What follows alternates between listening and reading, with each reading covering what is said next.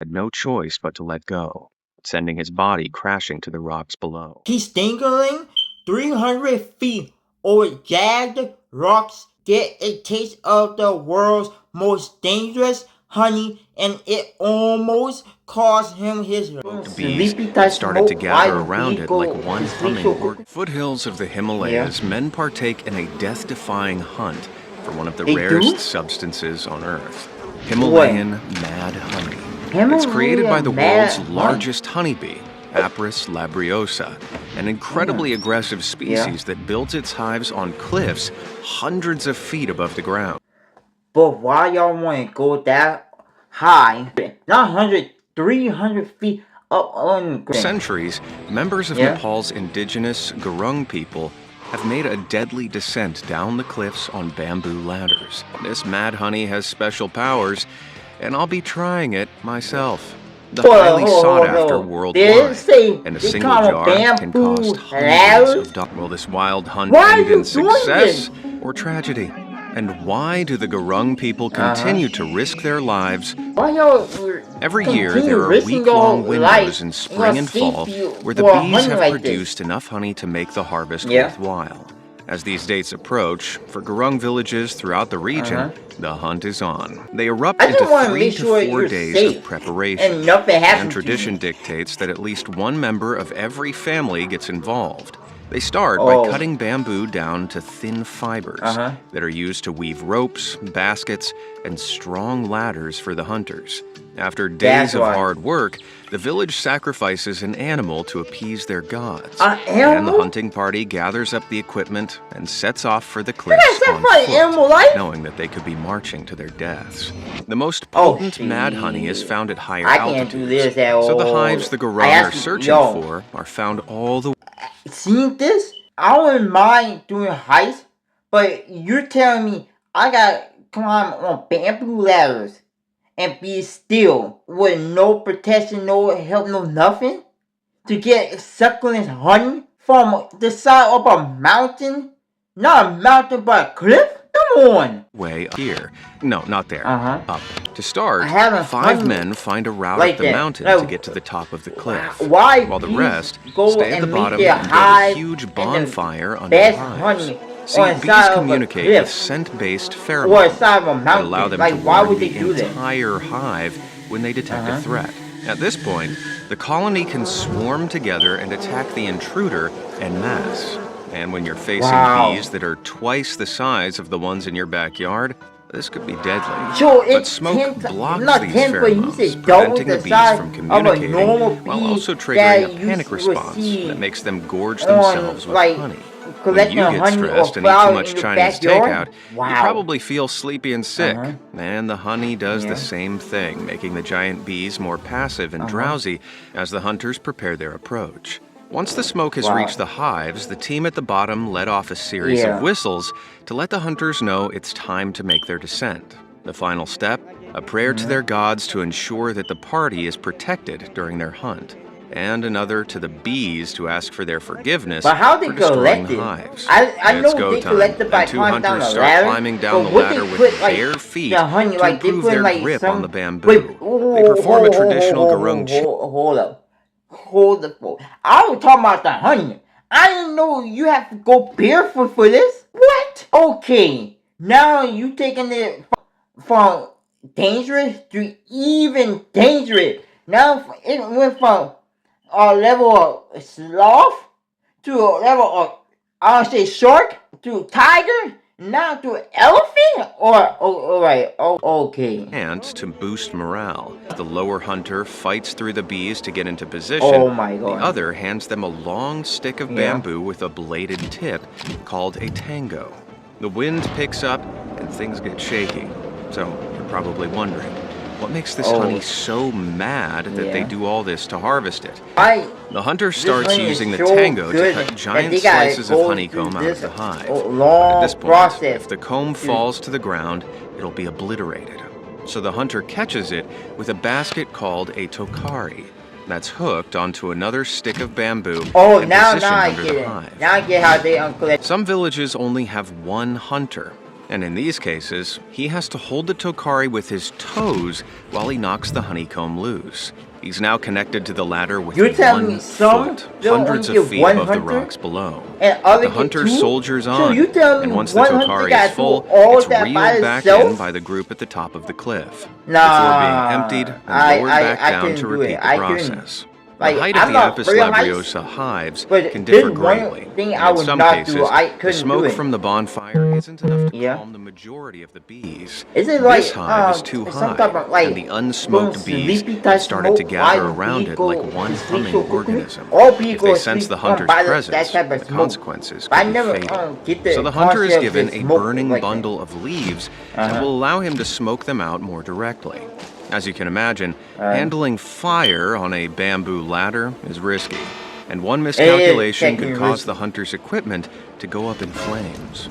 Then the can't, unsmoked like, bees sense handle it, it. launching an Bee attack type and sending smoke their pheromones like back that to the hive without for climbing on reinforcements. bamboo He's in can serious cause the trouble, bamboo but the to wall break of smoke and arrives cause you to just die. in time, pacifying the bees before they can swarm together. He can now cut at the hive without being overwhelmed. But despite the smoke, the hunters are still stung repeatedly, as some of the bees target their unprotected feet and their giant. So the bee can't target anything from up to legs to face to hand, but they can still target your feet. Wow, damn. So you still get stunned regardless. I used to swat the bees away in my initial days. Now my body has adapted to the bee bites. They do not scare me anymore. In fact, while they now perform the hunt in modern beekeeping masks, they used to wear traditional clothing that offered almost no protection. Still, bee stings are the least of their worries, and there are a number of things that could cause a hunter to fall from their ladder. In the Gurung village of Talochipla, one elder called Yaucho Gurung recounted a tragic incident. The bonfire at the bottom of the cliff was so big that it set the hunter's ladder on fire, causing the bamboo to erupt into flames. The hunter was stranded on the cliff with flames creeping up toward his unprotected feet, so he had no choice but to let go, sending his body crashing to the rocks below. Many of the Gurung villages have faced tragedy like this, and burning, falling, or succumbing to stings is always on the honey hunters' minds. But why do they continue to risk their lives? And what makes this honey so valuable? I continue doing this. If you know the cost and the risk that y'all can actually get into, why still keep doing the same thing over and over for something else? And you still continue doing this regardless of what will happen to you. It's created with nectar from high-altitude rhododendron flowers that contain the naturally occurring neurotoxin Granotoxin. The plant makes this chemical for the same reason coffee contains caffeine. The granotoxins remain throughout this process, resulting in a honey that's poisonous and can be used as a narcotic or traditional medicine. Just 4 to 5 drops can cause euphoria, deep relaxation, and hallucinations.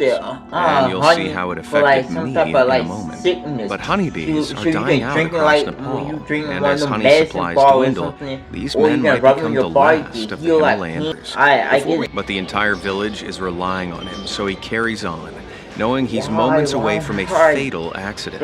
Finally, the final piece of honeycomb is cut free, and as the tokari is raised, the hunter is able to shakily start his climb back up the ladder. He's fatigued, covered in stings, and wheezing from smoke inhalation, but the hunt is a success, and the party all sing and dance with excitement, as some of them start chowing down on the honey straight away. Then it's back to work. The hunter removes up to 40 stingers from his skin, while others gather up the gigantic chunks of harvested honeycomb and place them into a woven filter called a chora. Here, the honeycomb is... Do y'all actually like eating honey like by itself? 'Cause I never like eating honey by itself. I can't go on eating like the honey by itself. Like, I don't mind eating honey. It's just by itself, I can't do it. I can't eat honey by itself. Strained, filtering out dirt and dead bees to allow pure mad honey to trickle into a container. The job is slow and laborious, but once it's complete, they have a bucket full of potent mad honey.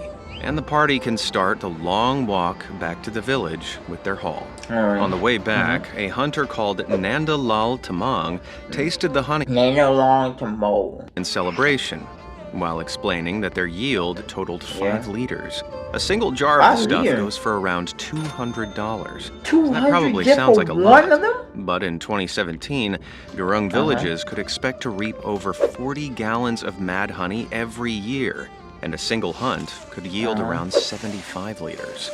The Gurung say that this drop is due to climate change, as rising temperatures are causing the rhododendrons to bloom later in the year, preventing the bees from producing as much honey.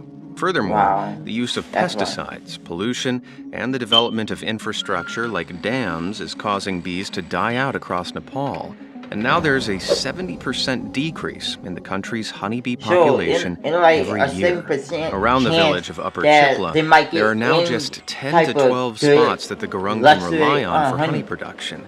And as we'll see, they've had to come up with some new creative methods of making money. But this wasn't always the case, and the honey used to be so abundant that anybody could find a hive and gather it themselves. Back in the 1st century BCE, it was even used as a biological weapon during the Third Mithratic War. The Kingdom of Pontus were battling the Roman Republic in the Black Sea region of modern Turkey, the only other place where mad honey is found. Back then, there were mad honey hives all over the mountains, and King Mithridates ordered his men to gather the honeycomb and leave it along the sides of mountain roads. When the Roman army passed through the area, the soldiers would grab the free honey and eat it, causing thousands of their men to be poisoned with granutoxins as Mithridates' army swept in with an ambush. Because most of them didn't know the terrible thing that deal with that honey. That's why. That's smart. I would never ever thought anything like. But regardless of the haul's size, when the hunters return to their village, half of the honey is split evenly amongst the villagers. It isn't just used as a recreational drug, and the Gurung people believe that mad honey is a powerful medicine with pain-relieving, anti-inflammatory, and energy-boosting properties. I knew, like, honey so villagers of all ages are given a dose, and the men also take it due to a belief that it works as an aphrodisiac. Still, it isn't all business, and after the hunt, the Gurung have cause to celebrate. So some of the honey is mixed with tobacco and alcohol to be consumed for fun. Small doses get the Gurung drunk. But granutoxin is a poison, and too much honey can leave you with delirium, a drop in your heart rate, and full body paralysis for 24 hours. As you can see, sometimes the villagers take their rager too far, and some of them have to be carried to bed due to partial paralysis. But even severe granutoxin poisoning is rarely. When you take edible, they always say only a small teeny bit of the edible is better. Having a whole edible, you get drunk, delusional, and you feel like you about to throw up or something else. That's why they always say small bit of the edible is 10 times better. Fatal. And once the villagers wake up and get over their hangovers, the rest of the honey is bottled up to be shipped to customers all over the world, like me. In recent years, it's become a trend to test the effects of mad honey on social media. So I just had to get some myself to see what all the hype was about. I ordered it from Himalayan Honey, the company that sources their honey directly from the hunters, and provided me with the insane footage that we've seen today. The first thing you notice is that this stuff is a dark reddy brown, and it smells like it's been fermented. Then it's time for me to take the plunge and see how my body handles the granutoxins. I started with a single teaspoon and was hit by how rich it tasted. Kind of like other rare honeys made with specific nectar, like Manuka honey. It caused a slight tingling in my throat, and at this point, the video of Gurung villagers getting carried back home were running through my head. But I can confirm that this teaspoon didn't cause me to hallucinate, and it just made me feel really relaxed. In fact, the next day I decided to up the ante and try 4 teaspoons. And again, I didn't lose my mind, I just felt really calm. It was disappointing, but some batches are weaker than others, with potency varying by how long ago it was harvested or how it was stored. The stuff the Gurung are trying is likely much stronger, as it's fresh from the source.